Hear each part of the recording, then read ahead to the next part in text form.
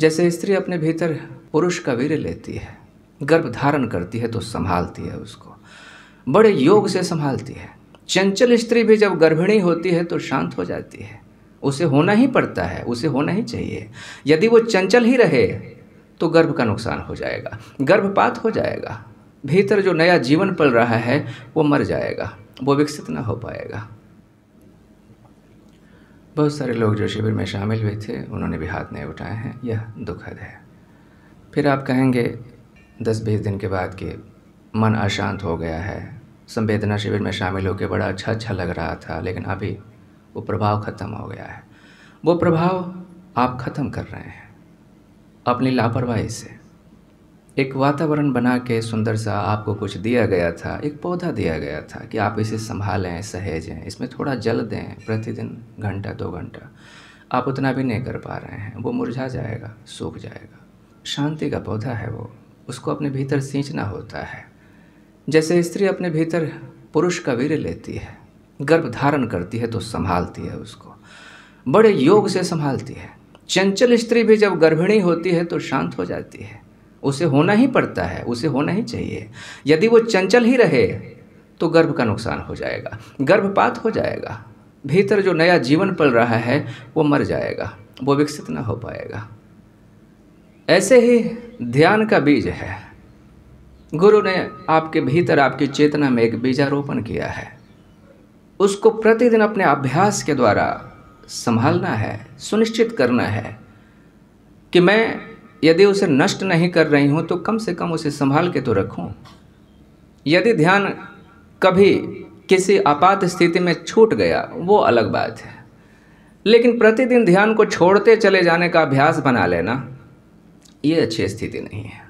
फिर धीरे धीरे सत्संग आपके लिए निरर्थक हो जाएगा, किसी काम का नहीं रह जाएगा। आप आएंगे जाएंगे, हफ्ते 2 हफ्ते में आपको बुला लिया जाएगा, लेकिन फ़ायदा आपको कुछ नहीं होगा। सत्संग को बाहर से भीतर लाना है। बाहर जो वातावरण आपको मिल रहा है, यहाँ पे या शिविर के भीतर जो वातावरण दिया गया था, उस वातावरण को अपने भीतर लाना है, अपने भीतर उसको बढ़ाना है, दिन प्रतिदिन बढ़ाते चले जाना है। और ये होगा निरंतर ध्यान के अभ्यास से। हमारे मित्र अनुराग सिंह जी बनारस से आए हुए थे। उन्होंने एक प्रश्न पूछा था अभी 2-4 दिन पहले ग्रुप में।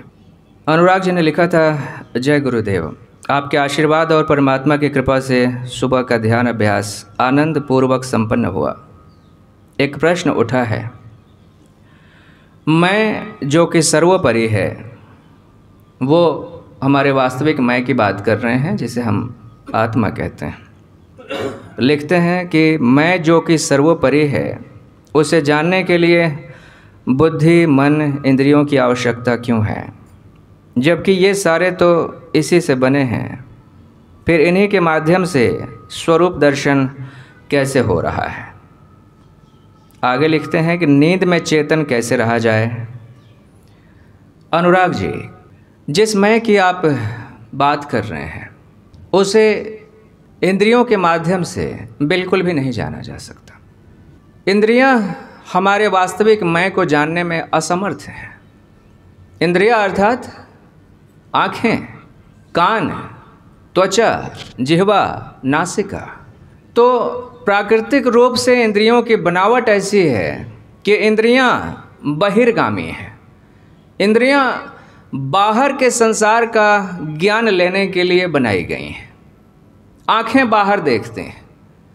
ऐसी कोई व्यवस्था नहीं है कि हम आँखों को उल्टा कर दें और फिर हम भीतर देखें कि हमारी खोपड़ी में क्या चल रहा है।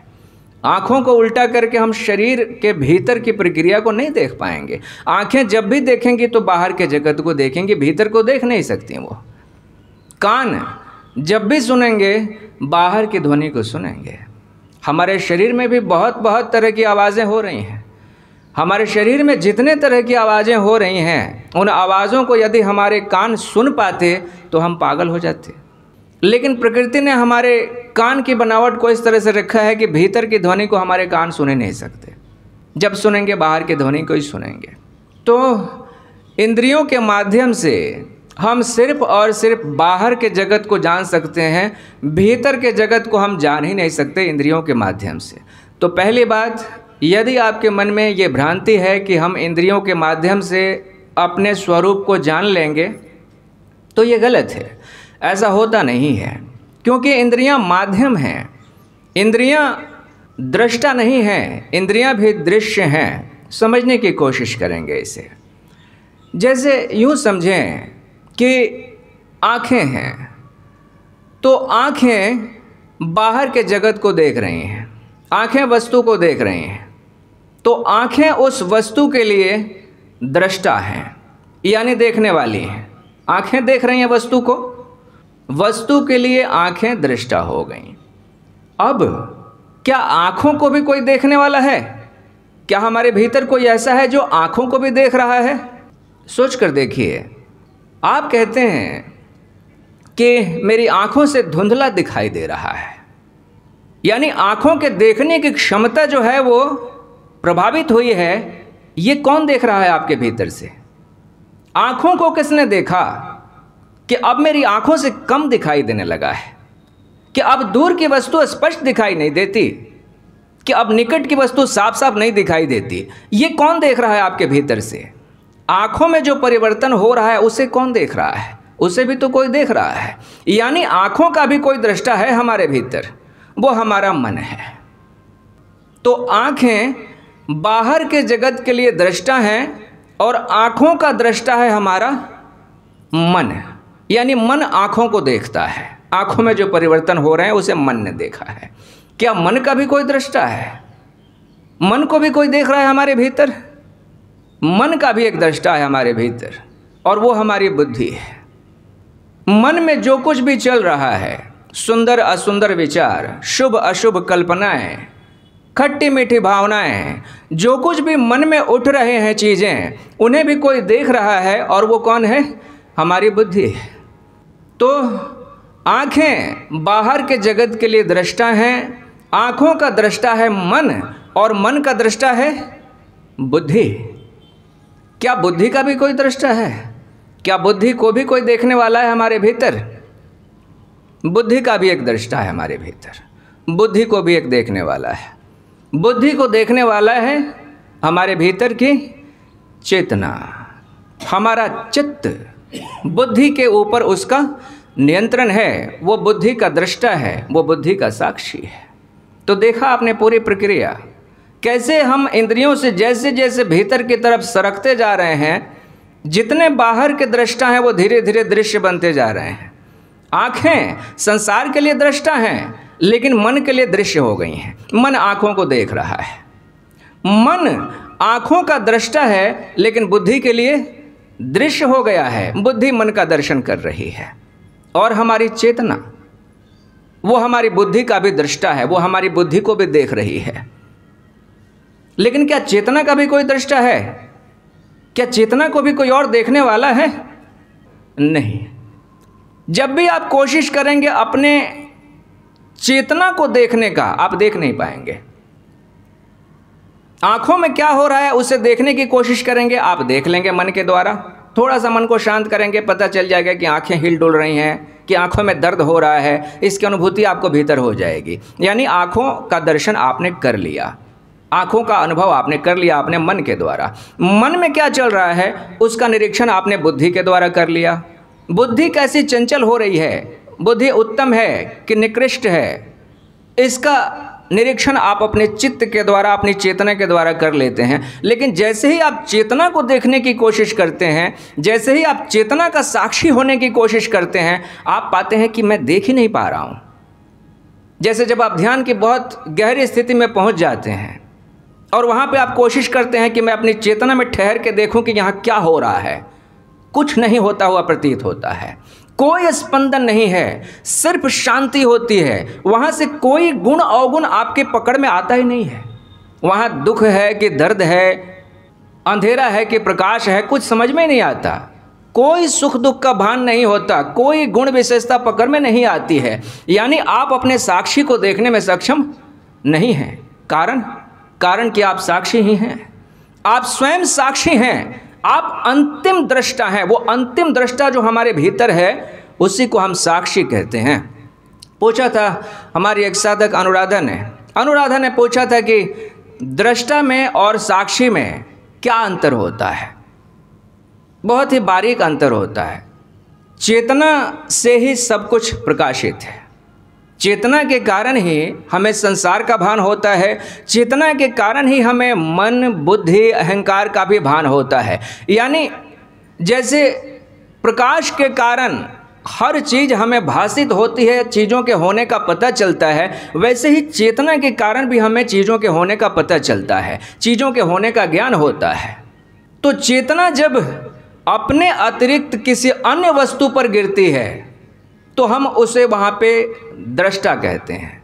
समझिए ठीक से, जैसे चेतना जब बाहर के संसार का ज्ञान ले रही है, अपने अतिरिक्त किसी और को देख रही है, तो हम कहेंगे कि चेतना यहाँ पे दृष्टा है, क्योंकि जिसे देख रही है वह दृश्य है और चेतना देख रही है, इसलिए चेतना दृष्टा है।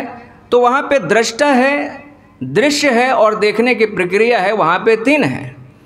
तो चेतना अपने से अलग यदि किसी वस्तु को देख रही है तो चेतना को वहाँ पे हम दृष्टा कहेंगे। यानी चेतना का प्रकाश जब किसी अन्य वस्तु पे पड़ता है तो वहाँ पे चेतना दृष्टा कही जाती है।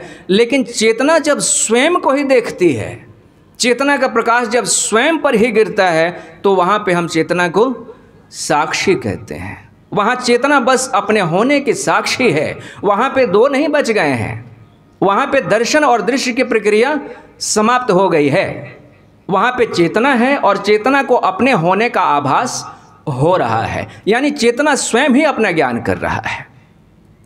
तो अनुराग जी ने कहा था कि मैं जो कि सर्वोपरि है, उसे जानने के लिए बुद्धि, मन, इंद्रियों की आवश्यकता क्यों है? बिल्कुल भी नहीं है। बुद्धि, मन, इंद्रियों के माध्यम से वो जो सर्वोपरि है हमारे भीतर, उसे कभी जाना नहीं जा सकता, क्योंकि वही जानने वाला है, वही हर चीज को जान रहा है। तो बुद्धि, मन, इंद्रियों के माध्यम से तो उसे जाना नहीं जा सकता। यानी आप बाहर की किसी वस्तु को आंखों से देख सकते हैं, लेकिन वो वस्तु आपकी आंखों को नहीं देख सकती। बुद्धि हमारे मन को देख सकती है, लेकिन मन बुद्धि को नहीं देख सकता। हमारी चेतना हमारी बुद्धि को देख सकती है, लेकिन बुद्धि वापस चेतना को नहीं देख सकती। अंतिम जो देखने वाला है, अंतिम जो दृष्टा है हमारे भीतर, वो हमारा साक्षी है। तो उसे जब भी जानेगा तो वो साक्षी ही जानेगा। आत्मा को जानने वाला कोई और नहीं है। आत्मा को न मन जानता है, न बुद्धि जानती है, न इंद्रियां जान सकती हैं। आत्मा स्वयं ही अपने को जानता है। आत्मा को ही आत्मा का ज्ञान होता है। आपको आत्मा का ज्ञान कभी नहीं हो सकता। आपको अगर लगता है कि मैं किसी दिन चल के जाऊंगा या जाऊंगी और किसी दिन आत्मा के दर्शन हो जाएंगे, आत्मा मिल गई मुझे, मैंने आत्मा को देख लिया, फिर वापस आ जाऊंगी और दुनिया को बताऊंगी मैंने आत्मा के दर्शन कर लिए, नहीं, ऐसे दर्शन नहीं होता है। धीरे धीरे आपके मिटने की प्रक्रिया है। आप धीरे धीरे मिटते हैं, मिटते मिटते मिटते मिटते आप आत्मवत हो जाते हैं। मन, बुद्धि, चित्त, अहंकार सब समाप्त हो जाते हैं, सिर्फ आत्मा बचती है। तो आत्मा को ही अपने होने का भान होता है। आत्मा ही शुद्ध रूप से स्वयं को जानती है। तो ये प्रक्रिया है स्वयं को जानने की। आगे लिखा है अनुराग जी ने कि नींद में चेतन कैसे रहा जाए। नींद में चेतन रहना बड़ी दूर की बात है। पहले तो हम जैसे जागरण कहते हैं, उसमें भी हम चेतन नहीं हैं। चेतन रहने का मतलब क्या है? चेतन रहने का अर्थ है होशपूर्ण रहना। चेतन रहने का अर्थ है कि हमारे भीतर सिर्फ शुद्ध रूप से चेतना हो, न मन हो, न विचार हो, न भावनाएं हो, कुछ भी नहीं हो। वास्तव में मन जो है वो हमारी चेतना के ऊपर छा गए बादल हैं। सूर्य ऊपर है, नीचे बादल हैं, सूर्य ढक गया है, सूर्य दिखाई नहीं दे रहा है, अब आपको बादल ही बादल दिखाई दे रहे हैं। तो जैसे बादल आच्छादित कर लेते हैं सूर्य को, वैसे ही मन आच्छादित कर लेता है हमारे भीतर के स्वरूप को, चेतना को आच्छादित कर लेता है मन। तो 24 घंटे में निरंतर ही आपको मन होने की प्रतीति है। मन में कुछ न कुछ चल ही रहा होता है। कोई विचार है, कोई भविष्य की कल्पना है, कोई पुरानी याद है, कोई भावना चल रही है, क्रोध है कि ईर्ष्या है कि झुंझलाहट है कि चिड़चिड़ाहट है। ये सारी चीज़ें निरंतर मन में चल रही हैं, अर्थात आप होशपूर्ण नहीं हैं, अर्थात आप चैतन्य नहीं हैं, आप मन हैं। जब मन चल रहा होता है तब आप मन हैं, जब भावनाएं चल रही होती हैं तब आप भावनाएं हैं। उस समय आप नहीं कह सकते कि मैं चेतना हूँ या मैं आत्मा हूँ। या फिर मैं होश में हूँ। तो सबसे पहले तो जागरण में चैतन्य रहने का अभ्यास हमें करना होता है। जागरण में जब हमारी चेतनता बढ़ती है, हमारा होश बढ़ता है, तभी उस होश को फैलाकर आप नींद में बढ़ा सकते हैं। नींद में होश पूर्वक जाने की एक प्रक्रिया होती है, लेकिन उस प्रक्रिया से सिर्फ गहरे साधक ही गुजर सकते हैं। होश में जिन्हें रहने का गहरा अभ्यास हो गया है, लंबे समय तक जिन्होंने ध्यान किया है कि पूरा दिन चाहे वो कुछ भी करते रहें, उनके चित्त में एक विचार नहीं उठेगा। यदि वो ना चाहें तो उनके मन में बिना चाहे कोई स्पंदन नहीं हो सकता, उनका चित्त जरा भी डमाडोल नहीं हो सकता। बुद्ध ने कहा था कि एक साधक को अपने चित्त को वैसे ही सीधा करना चाहिए जैसे कि बाण बनाने वाला पत्थर पे घिस घिस के अपने बाण को सीधा करता है। बाण टेढ़ा हो गया है निशाना लगाने से, तीरंदाज उस बाण को उठाता है और घिसता है उसको पत्थर पे, सीधा करता है। बाण अगर सीधा नहीं होगा तो निशाने पे लगेगा नहीं। इसी तरह से ध्यानी को, साधक को निरंतर पूरे दिन अपने चित्त को सीधा करते रहना होता है। जब भी चित्त में कोई विचार उठ गए, ठहर के देखिए कि विचार उठ गया है, ज़रूरत नहीं है इस विचार की, इसको विदा करते हैं। कि चित्त में कोई भावना उठाई है, किसी के लिए ईर्ष्या उठाई है, किसी के लिए क्रोध उठाया है, बदले की भावना उठाई है, यानी चित्त वक्र हो गया है, चित्त टेढ़ा हो गया है, चलो इसको सीधा कर लेते हैं। निरंतर आप उसको सीधा करते रहते हैं पूरे दिन।